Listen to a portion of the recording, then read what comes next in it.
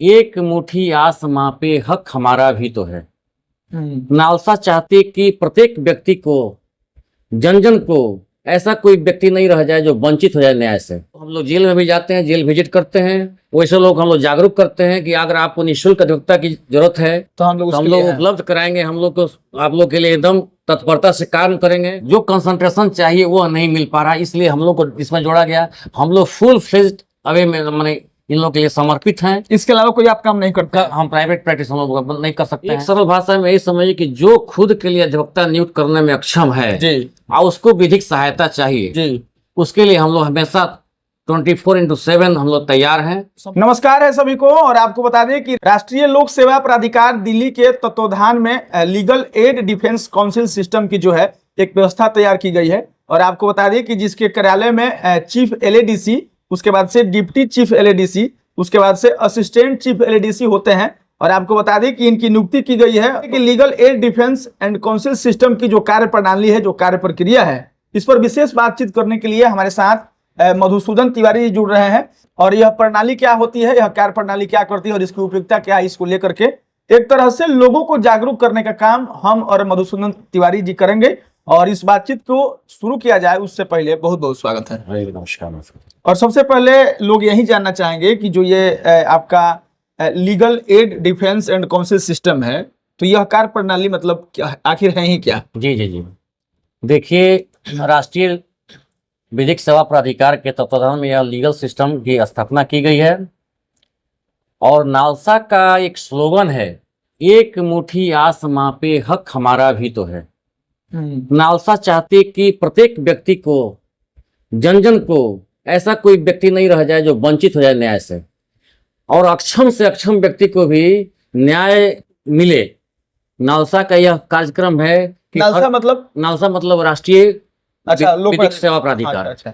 तो उसकी एक मेन उद्देश्य है कि जो बहुत सारे समाज के ऐसे वर्ग हैं जो स्वयं के लिए अधिवक्ता नहीं रख सकते हैं, वो अक्षम हैं, महिला है, दलित है, ऐसे लोग जो अक्षम है अपने के खर्च पे वकील रखने के लिए, तो इस legal aid defence council system से नालसा ने व्यवस्था की है कि गवर्नमेंट के पैसे से इन लोगों को सैलरी मिलेगी और वैसे लोगों को है सो प्रतिरक्षा की जाएगी, उनको न्याय दिलाने के में। तो आप लोग ये कैसे तय करते हैं कि कोई मतलब वादी या फिर कोई फरियादी जो है वह अक्षम है फीस देने लायक, जिसका काम आप ये कैसे तय होता है? यह तय है, ये देखिए, लीगल सर्विस अथॉरिटी एक्ट के तहत सेक्शन 12 में यह तय है कि कौन लोग अक्षम माने जाएंगे।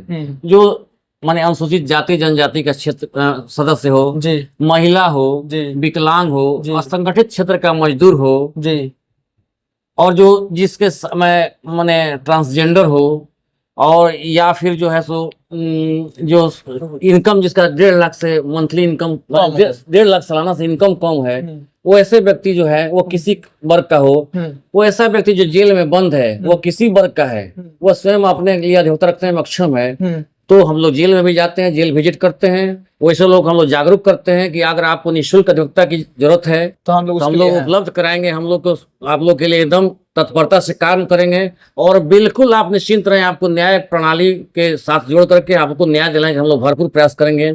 हम लोग एलआईडीसी के साथ साथ हम लोग को न्याय रक्षक भी कहा जाता है। अच्छा, तो ये मतलब अब सवाल ये बनता है कि आखिर लीगल एड डिफेंस जो है, ये काउंसिल सिस्टम जो है, आखिर इसकी शुरुआत क्यों की गई है? इसी के लिए शुरुआत की गई है कि देखिए, पहले यह पैनल लॉयर लोग थे। अच्छा, पैनल लॉयर थे तो 304 सीआरपीसी के तहत उनको हुआ था, जब सीआरपीसी चलती तब तो उन लोगों की व्यवस्था की गई थी। लेकिन सरकार को या सुप्रीम कोर्ट को लगा कि नहीं, वो मैंने चूंकि प्रैक्टिस भी करना था और यहाँ भी काम करना था, ऐसा महसूस हुआ कि वो लोग है सो बहुत तन्मयता के साथ इधर नहीं जुड़ पा रहे हैं जी, क्योंकि उनको प्रैक्टिस भी करना था, अपने निजी भी क्लाइंट को भी देखना था और इनके लिए भी देखना है, तो नेचुरल है कि थोड़ा सा झुकाव माने उनके अपने प्राइवेट प्रैक्टिस की हो जाता है।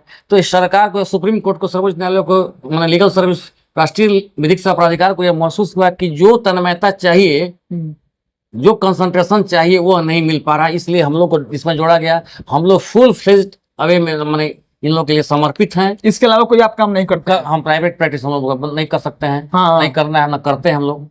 और हम लोग इन लोग के लिए जुड़े हुए हैं, इनके लिए तत्परता से हम लोग काम कर रहे हैं और इसका रिजल्ट भी अच्छा रहा है। जेल से प्रतिदिन आवेदन आते हैं, उसके लिए हम लोग काम करते हैं उन अच्छा, को लोग मतलब आवेदन देता है कि आप मतलब हाँ, हमारे जेल से आवेदन है। जेल में पीएलबी तैनात है। अच्छा जेल में भी एक अधिकार मित्र पीएलबी को पारा लीगल वॉलंटियर जो हैं वो तैनात हैं। वह सो बंदियों का आवेदन लिखते हैं। हम लोग भी जेल में जाते हैं, उसमें जेल में लीगल एड क्लिनिक खुला हुआ है बजाते, अंदर से जेल की व्यवस्था की गई है। यह सब राष्ट्रीय विधिक सेवा प्राधिकार, राज्य विधिक सेवा प्राधिकार के तत्वाधान में लीगल एड खुल गए। रेडियो की व्यवस्था की गई है। हम लोग जाकर के रेडियो से भी बंदियों को जागरूक करते हैं कि जिनको भी निःशुल्क अधिवक्ता की जरूरत हो, चाहे तरह तरह के कार्यक्रम जो नालसा या बालसा द्वारा जो चलाए जा रहे हैं उसकी हम लोग जागरूक करते हैं उनको, और उन लोग को एकदम इस पर बहुत संतुष्ट हैं वो लोग। अच्छा अच्छा। अब अन्य जो अधिवक्ता हैं, इस मतलब हमको लगता है कि शायद 1200-1300 वकील हैं आपके कचहरी में, तो जो अन्य अधिवक्ता हैं और जो लोग इस सिस्टम से जुड़े हुए मतलब हैं अधिवक्ता, तो इन दोनों में क्या अंतर रह जाएगा? अब एक लाइन में कहा जाए तो वो लोग सक्षम के वकील हैं, हम लोग अक्षम के वकील हैं। हाँ मतलब जो सक्षम, जो वकील खुद रखने में सामर्थ्य है, हाँ उसके अधिवक्ता उन लोग हैं। हाँ। और हम लोग अक्षम के अधिवक्ता हैं। हाँ हम लोग सरकार के लीगल एड पर हम लोग है सो माने सरकार के एड पर हम लोग है उन लोग का प्रतिरक्षा कर रहे हैं। अच्छा अच्छा। और उन लोग है जो सक्षम क्लाइंट हैं वो उनको पेमेंट देते हैं, उनका वो लोग काम करते हैं, और हम लोग को पेमेंट नहीं लेना है क्लाइंट से।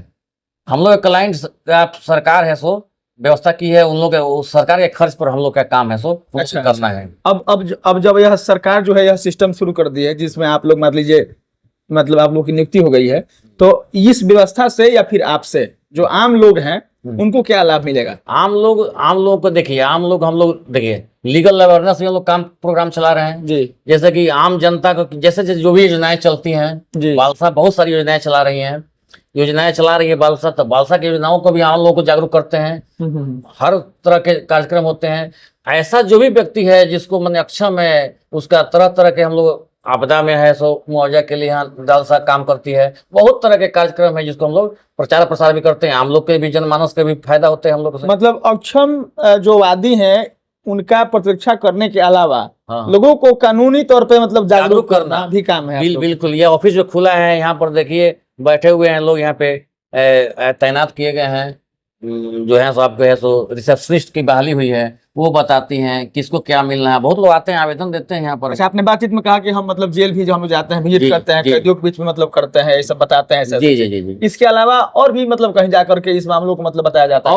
और जगह हम लोग जाकर के थाना में भी ऐसा, हम लोग थाना में भी अगर जरूरत पड़े कि नहीं किसी के साथ अन्याय हो रहा है तो वहाँ भी हम लोग प्रतिरोध करने का है हम लोग का, वहाँ भी हम लोग प्रयास करते हैं। उसके बाद रिमांड के समय भी हम लोग ऐसा, जैसे कि मान लगता है कोई नाबालिग है और उसका उम्र के संबंध में है तो गलत जगह से जेल में न जाए तो कोई नाबालिग, इसके लिए हम लोग हमेशा तत्पर रहते हैं। रिमांड के समय भी तत्पर रहते हैं कि कोई भूल बस भी कोई नाबालिग मंडल कारा में न जा पाए। बहुत तरह के हम लोग कार्य अपना हम लोग मुस्तैदी से लगे हुए हैं, अपने लोगों के न्याय की रक्षा के लिए हम लोग एकदम लगे हुए हैं अपने कार्य में। मतलब कुल मिलाकर के ये कहा जा रहा है कि legal aid defence council system जो है इसके कार्य प्रणाली में आप लोग जुड़ गए हैं। अक्षम लोगों का आप लोग काम करेंगे, मतलब उनके न्याय के लड़ेंगे। बिल्कुल। अब चूंकि आप कानून से जुड़े हुए लोग हैं, जी, कचहरी में हम लोग बैठे हैं आपके ऑफिस में, तो आम लोगों को चाहे देश के तमाम नागरिक को इस देश का कानून मानना कितना जरूरी होगा? नहीं, कानून से सब लोग बंधे हैं। यहाँ इस कानून से कोई परे नहीं है, कानून से ऊपर कोई नहीं है। कानून सर्वोपरि है, कानून के दायरे में सबको रहना है, कानून का उल्लंघन करने का राइट किसी को भी नहीं है। अब चलिए हम लोग इस वीडियो को यहीं पे खत्म करेंगे, लेकिन कुल मिलाकर के जो आपका legal aid defence council system है, इसको अगर मतलब एकदम सरल भाषा में बताना हो कि आप उसके लिए क्या कर रहे हैं और लोगों को इससे क्या बेनिफिट हो रहा है, तो क्या कहेंगे? एक सरल भाषा में यही समझिए कि जो खुद के लिए अधिवक्ता नियुक्त करने में अक्षम है जी, और उसको विधिक सहायता चाहिए जी, उसके लिए हम लोग हमेशा 24/7 हम लोग तैयार हैं। संपर्क कैसे होगा? आप संपर्क हम लोग ये ऑफिस में आ सकते हैं। अच्छा। उसके बाद है सो जिला विधिक सेवा प्राधिकार का ऑफिस है, वहां से भी जुड़ सकते हैं। जी। जेल में भी हम लोग का पारा लीगल वॉलंटियर है। वहाँ से- प्लस दूसरी बात है, उसके बाद है सो आपके अधिकार मित्र जो पारा लीगल वॉलंटियर है वो प्रखंड भी जाते हैं। लीगल अवेयरनेस कार्यक्रम है सो हमारे जिला विधिक सेवा प्राधिकार के तत्वाधान में पूरे जिले में चलाई जाती है, उन लोगों को जागरूक किया जा रहा है। चलिए भाई साहब, हम लोग वीडियो खत्म करें और आपको इस पूरे वीडियो का मोटा मोटी मतलब जो हम समझ पाए हैं वह बता दें आपको कि legal aid defence council system के डिप्टी LADC हैं हमारे साथ मधुसूदन तिवारी जी।